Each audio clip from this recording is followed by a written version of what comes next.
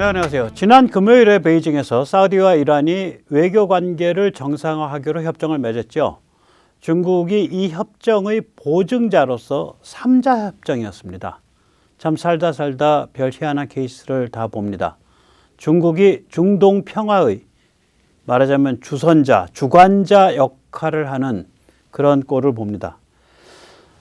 중동에서 중국의 영향력이 정말로 왕창 뜨는 걸까요? 아닙니다. 착시일 뿐입니다. 중국이 뭐 대단한 역할이라도 하는 듯 설치고 다니는 중일 뿐입니다. 중국이 정말 해야 할 일은 첫째는 내부 정치 개혁을 해서 공산당 체제를 소프트 랜딩 시키는 것입니다. 이대로 가면 파국입니다. 혁명이 나든 아니면 나라가 그냥 종이호랑이, 그냥 두부살 거대 국가 이걸로 주저앉죠.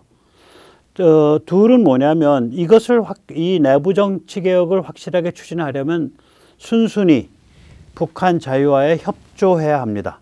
북한 자유화가 일어나면 중국 내부도 결국은 개혁 방향으로 갈 수밖에 없습니다. 이렇게 해야 되는데 지금 이런 것이 제일 시급한 일인데 좀 중동을 들쑤시고 다니면서 마치 중동 평화의 주관자인 양 그렇게 설치고 다니는 겁니다. 일종의 정신병 상태입니다. 푸틴과 똑같습니다. 현실을 외면하고 엉뚱한 것에 엉뚱한 망상을 그리고 엉뚱하게 설치는 겁니다. 오늘 그 같은 이야기를 살펴보도록 하겠습니다. 이제 이게 왜 하필이면 베이징이냐 이거죠. 지난 금요일 날인데 왕이 공산당 중앙외사공작위원회 판공실 주임, 여기선 주임이 굉장히 높습니다. 이게 최고입니다. 실무자 레벨에서는. 그 위원장은 시진핑일 거예요, 이게. 그러니까 저 자리가, 외무부 장관, 외교부 장보다 높은 자리죠. 왕위를 가운데 두고, 3자 서명을 한 겁니다.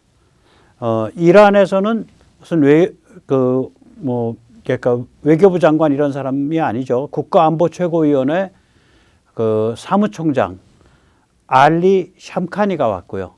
사우디도 마찬가지로 국가안보 보좌관 무사드 빈 모하마드 알 아이반이 왔습니다. 이 자리에서 사우디와 이란 사이의 관계 정상화를 발표했죠. 사우디와 이란은 예멘에서 이제 후티 반군을 둘러싸고 후티 반군은 이란이 지원하고 이제 정부군 쪽은 사우디가 지원하고 사우디가 직접 가서 싸우고 그러고 있죠. 또 시리아에서는 이란이 정부군 쪽 아사드 정부를 지원하고 사우디는 반군을 지원하고 있고 레바논은 이란이 헤즈볼라를 지원하고 사우디는 다른 여러 가지 정파들을 지원하고 그래서 아무튼 굉장히 많이 대립을 하고 있는 상태입니다. 지금 이란과 사우디가. 이거를 이제 좀 수습이 될까 뭐 이런 얘기가 좀 도는데 그건 좀 두고 봐야 됩니다. 얼마나 수습될지는. 일단 지금 외교 관계가 끊겨 있으니까 그걸 회복하는 것까지입니다. 외교 관계가 어떻게 끊기게 되냐. 이 사우디 살벌한 나라입니다. 그러니까 우리가 무슨 빈살만 아저씨 돈 많아요 뭐 네옴시티 이런 얘기 할 때도 이 한 자락 깔고서 사우디를 생각하고 있어야 됩니다. 오래된 일도 아닙니다. 2016년 1월 2일 사우디가 47명을 참수 처형했습니다. 저기는 사형 집행을 할 때 목을 자릅니다. 참수 처형을 하루에 했습니다. 47명을. 근데 그 안에는 시아파 최고위급 성직자 님 알림이 포함되어 있습니다. 사우디 발표는 이제 무슨 반정부 테러 활동이라 그러는데 실제로는 이제 시아파 입장에서 사우디 정부를 강력하게 비판한 거죠. 아시다시피 시아와 순위는 뭐 철천지 원수죠. 예, 철천지 원수지간입니다. 이를 계기로 양국이 단교를 했고요. 그동안 이라크 바그다드에서 수차례 만나서 협의를 했습니다. 따라서 이게 이제 뭐 예를 들면 바그다드쯤에서 둘이 이런 협정서를 주고받았다 그런 말이 되는데 이걸 느닷없이 베이징 가서 주고받았단 말이에요. 그러니까 야 이게 뭐야 이렇게 보는데 실제로 여기서 더 유의미한 발전이 있을지 없을지는 좀 두고 봐야 됩니다. 우선 이란은 자기 핵개발 프로그램을 내려놓을 뜻이 없습니다. 중국도 이란이 핵개발 프로그램을 내려놓기를 원하거든요. 왜 그러냐면 중국은 아랍권과 이제 가까이 지내려고 하기 때문에 이란을 좀 고삐를 채우기를 원합니다. 그 다음에 이란이 자기의 탄도미사일 장거리 드론을 내려놓을 뜻이 없죠. 그 다음에 이란이 후티 반군에 대한 지원, 이걸 내려놓을 뜻이 아마 아직 없을 겁니다. 이란이 시리아 내전에 있어서 아사드 정부에 대한 지원 내려놓을 뜻이 없을 겁니다. 이란이 레바논에 있어서 헤즈볼라에 대한 지원 내려놓을 뜻이 없을 겁니다. 한마디로 아무것도 내려놓을 뜻이 없어요. 지금 이란 입장에서. 그런데 왜 여기 가서 이런 서명까지 했냐? 그건 좀 두고 보시죠. 예. 조금 이따 설명을 자세히 드리겠습니다. 한편 미국은 이제 여러 가지 문제 때문에 발이 묶여 있어요, 요새. 이 중동 아랍 문제에 대해서. 그래서 앞으로 이 인권이나 명분보다도 좀 더 냉혹한 군사지정학 방향으로 가야 되는 거 아니냐, 뭐 이런 얘기도 있는데, 아마 미국의 당분간의 입장은 그래, 니들끼리 한번 잘 해봐, 한번 잘들 해보슈 하는 그런 시큰둥한 반응일 겁니다. 미국의 그 중동 전문가 트리타 파르시라는 사람은 이렇게 말을 했습니다. 일단 이 사안은 미국으로서는 큰 손해는 아니다. 중동이 안정화되기 때문이다. 그리고 곧이어서 이렇게 말을 붙입니다. 그러나 미국이 이 지역 분쟁에 이것저것 너무 많이 묶여 있어서 꼼지락달싹 못하고 있다는 점이 문제이다. 그렇게 얘기를 합니다. 그러니까 이게 이제 미국의 문제는 뭐냐면, 뭐 예를 들어서 쿠르드 쪽을 지원해서 아사드와 싸움을 붙여놨는데, 그것 때문에 또 터키랑도 관계가 안 좋고, 쿠르드에 대해서는 또 모든 아랍 국가까지도 시큰둥하거든요. 그래서 또 문제가 또 꼬여 있고, 뭐 아무튼 이 또 사우디하고는 그 인권 문제 때문에 꼬여 있고, 빈 살만이 무참하게 터키 영사관으로 불러들여 가지고 그 사우디를 비판하는 해외 언론인을, 그러니까 사우디 출신 언론인이죠, 터키 영사관으로 불러들여서 빈 살만의 보디가드들이 이 사람을 살해를 하고 시체를 토막쳐서 버렸죠. 이제 그런 일들이 있어 가지고 이게 이제 좀 여러 가지로 미국 입장에서는 지금 큰 어떤 그림이 잘 안 나와요. 네. 그 다음에 이제 이스라엘은 또 요새 아주 바쁩니다. 이스라엘은 지금 사법권 조정을 하고 있는데요. 이 사법권 조정의 이제 주요 내용이 이런 겁니다. 재판부를 구성할 때 정부 쪽에서 판사를 좀 지명하는 권한을 강화하는 그런 게 하나가 있고요. 두 번째로는 대법원의 위헌 판결을 제한하는 그런 또 그게 하나 있고요. 세 번째는 대법원의 정부기재 판결을 제한하는 그런 게 있습니다. 지금 이스라엘에서는 뭐 10만 명 이런 단위로 지금 그 시위가 붙고 있어요. 굉장히 시위가 격합니다. 격하다기보다 그러니까 규모가 큽니다. 뭐 폭력적이지는 않은데, 그래서 이스라엘이 좀 많이 시끄럽습니다. 뭐 이런 상태예요. 그러니까 이제 좀 중동이 이렇게 뭐라 그럴까, 이런 원심력이 작용해서 이렇게 조각조각 나눠져 가는 좀 그런 느낌이 있죠. 예. 여기서 잠시 세뇌 탈출 자율구독료 부탁 말씀 올리겠습니다. 아시다시피 세뇌 탈출은 광고가 잘 붙지 않습니다. 붙더라도 좀 늦게 붙는 경향이 있습니다. 예, 다들 어려우실 텐데 도와주시면 보다 좋은 컨텐츠로 찾아뵙는데 커다란 힘이 되겠습니다. 감사합니다. 그래서 이제 지금 이런 일을 두고 이게 중국에 약진하고 있는 거냐라고 이제 보는데, 이게 이제 사실은 약진이 아닙니다. 작년 말이죠. 작년 말에 사우디의 석유 대금을 위안화로 결제하는 거를 서로 이렇게 협의를 했었죠. 중국과 사우디 사이가. 그래서 이제 페트로 위안이라는 용어가 나왔는데, 이게 지금 블룸버그 기사입니다. 엊그제 기사인데, 페트로 위안, 그러니까 위안화가 앞으로 그러니까 석유나 가스를 거래할 때 기준 통화가 될 수 있냐라는 거에 대해서 그거 개꿈이다, 그렇게 제목을 뽑은 거예요. 뭐 기사 내용은 뭐 이 얘기입니다. 그런데 이제 이거 이제 몽상이죠. 여러 가지인데 제가 거듭 말씀드리지만 그 석유 다루는 이 아랍 사람들이요 보통 그 영악하지 않아요. 그러니까 자기들의 석유 그 계산 방식을 또 결제 통화를 달러가 아닌 위안화로 한다. 이건 그 사람들 입장에선 이때까지 자기들이 쌓아뒀던 부 이런 거가 다 달러를 기준으로 해서 돼 있는데 이걸 다 바꾸는 거라서 이건 그냥 말이 안 되는 거예요. 아니 중국을 뭘 믿고 우리가 위안화 하냐 이거지. 절대로 그런 일 없습니다.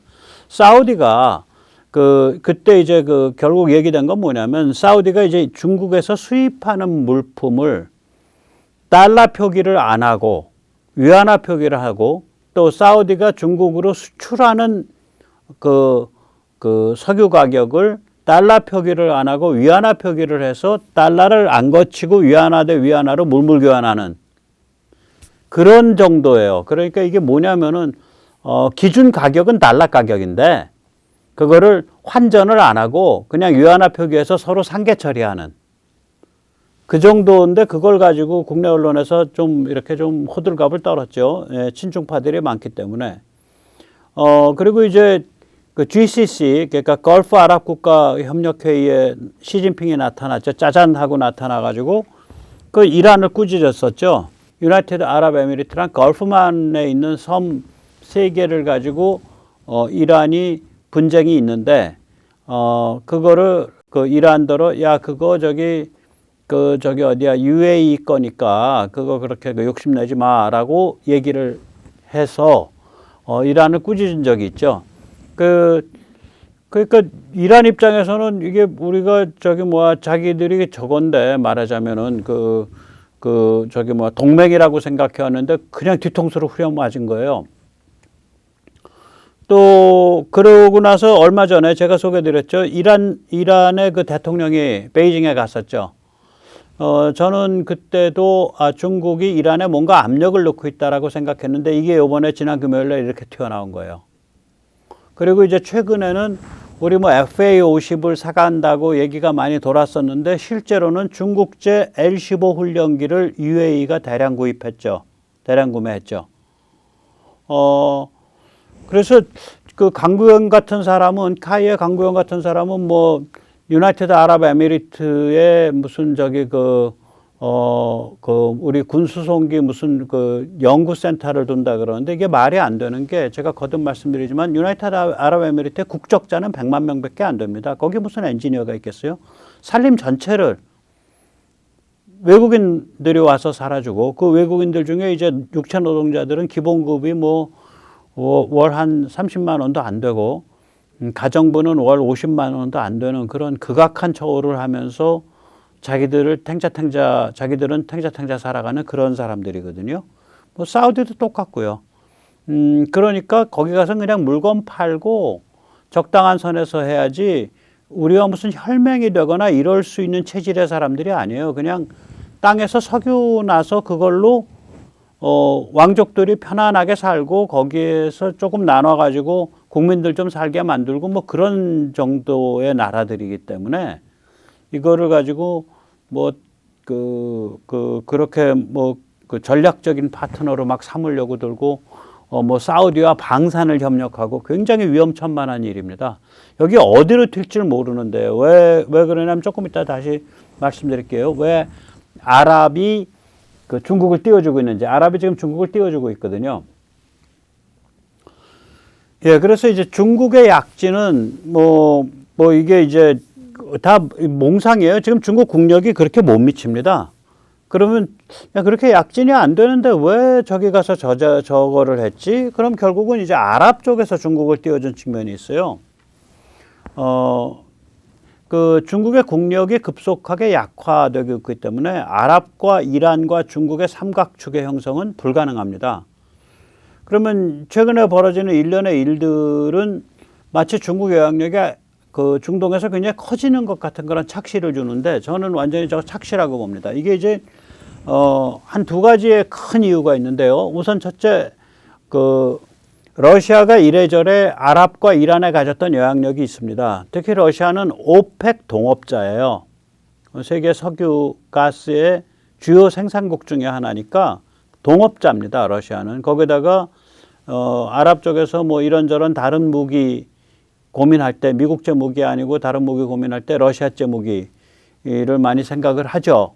그래서 러시아가 아랍 이란에 가졌던 영향력이 있습니다. 이란에도 굉장히 깊은 영향력을 가지고 있었고 그것이 이제 우크라이나 전쟁 때문에 러시아의 영향력이 급속히 쇠퇴를 해서 이제 중동이 빈집이 된 거예요.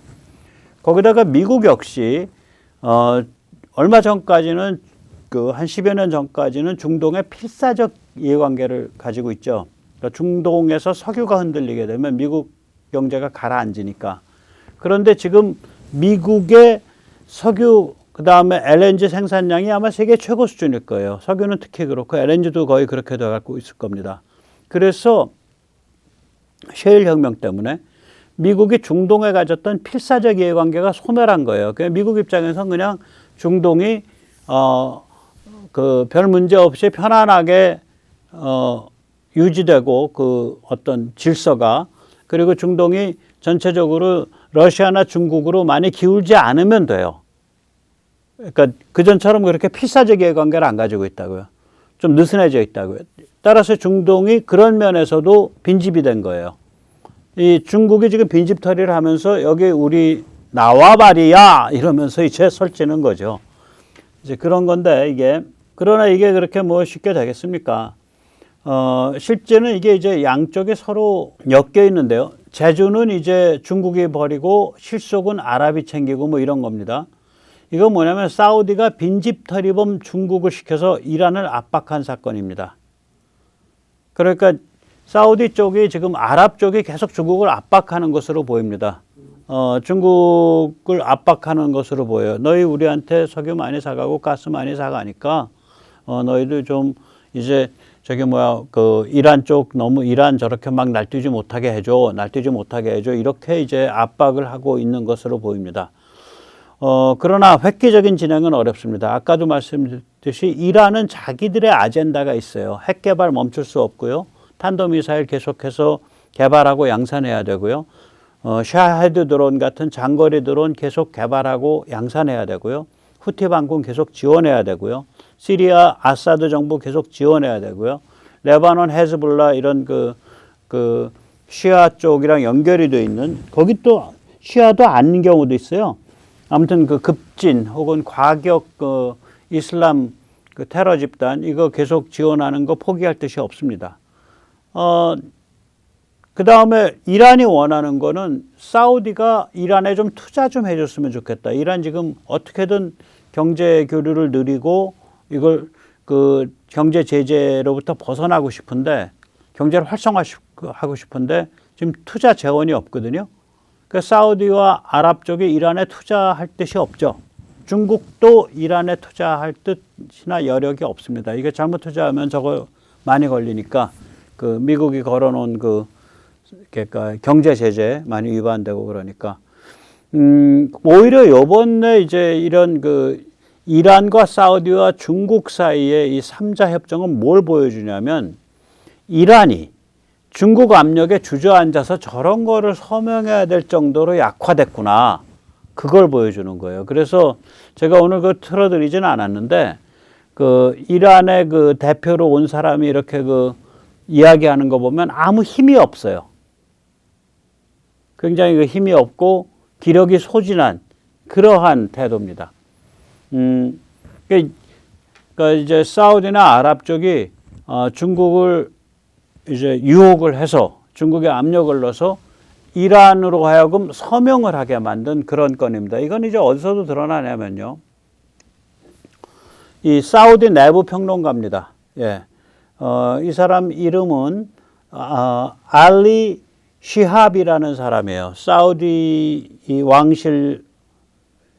왕실의 이야기를 바깥으로 많이 전해주는 왕실 내부 사정을 바깥으로 많이 전해주는 그런 평론가인데 알리 시하비가 이렇게 이야기를 합니다.